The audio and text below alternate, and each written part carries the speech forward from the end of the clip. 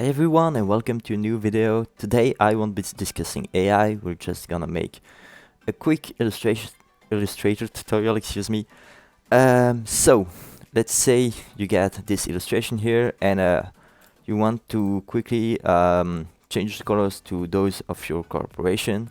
So let's say this is the chromatic palette used in the graphic chart of my company, and I want to quickly change all those colors without going into my layers panel, into each one of those single groups, into each one of those subgroups, into each one of those layers, then click on it and having to change that color accordingly.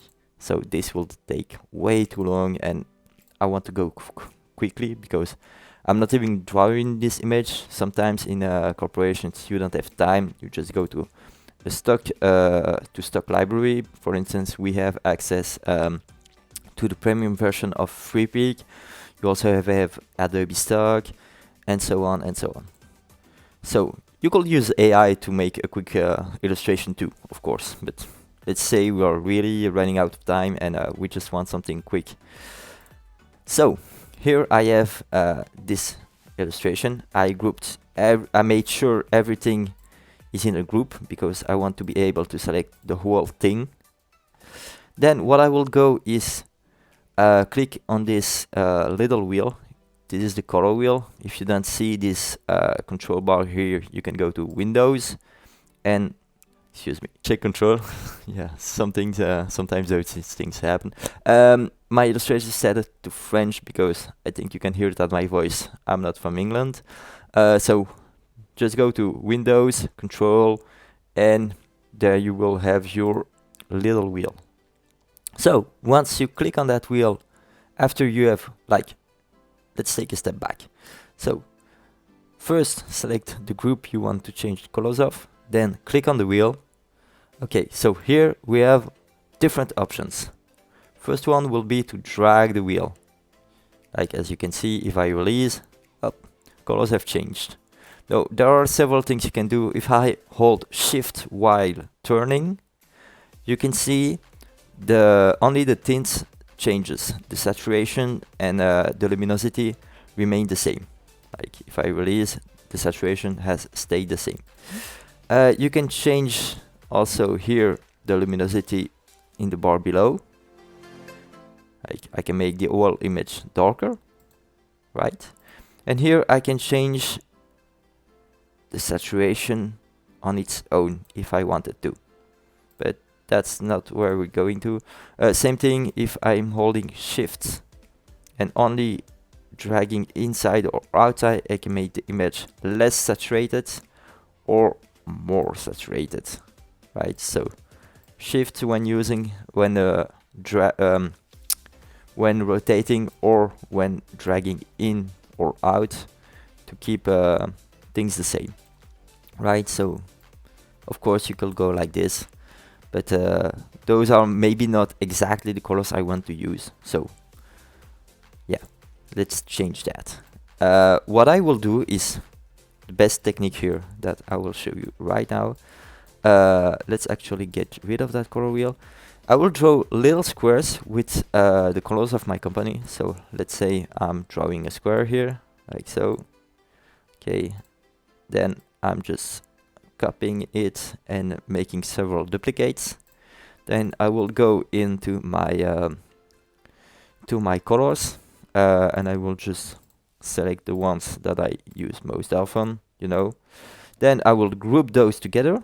I Control G, and now I have a whole picture, right? That's exactly what I've done here. Not a whole picture, but a whole group, right? So with that said, I can click on my illustration, go to the color wheel, and instead of playing with this wheel, I will simply use the theme color selector and just press here and up. Colors have been applied. Now you can see that we have some issues with the skin tones, right? What you can do here is just unlink this chain, find where those skins are. So it's not that one, I think it's the one below, right? Okay, so this is his skin, and I will just change it like so. When you make an error, you can use Control Z, which is nice. And now we have to also target her colors. So I don't know if this is the one. No, up Control Z, and I'm getting rid of that. Maybe this is the color. Also not. You know, just I'm trying to find where the color is here for her skin. Maybe it's that one. Okay, that's the one. So let's just put everything back. Select. This is the skin tone. Excuse me. So this is the skin tone of the first person that I'm gonna change. And this is the skin tone of the second person that I'm also gonna change, right?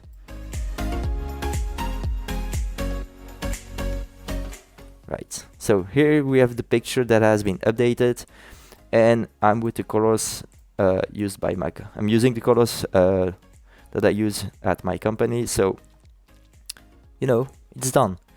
If you have an image that has already been colorized, like we can go reinitialize, excuse me. Let's say I have this group here and I have this group here. I can just click on that one, choose the color picker, and click here. And same images have been applied. As you can see, I'm not very satisfied with those results, so I can always change the color wheel, but that's not gonna be it too, you know. So I really prefer the method with those little squares.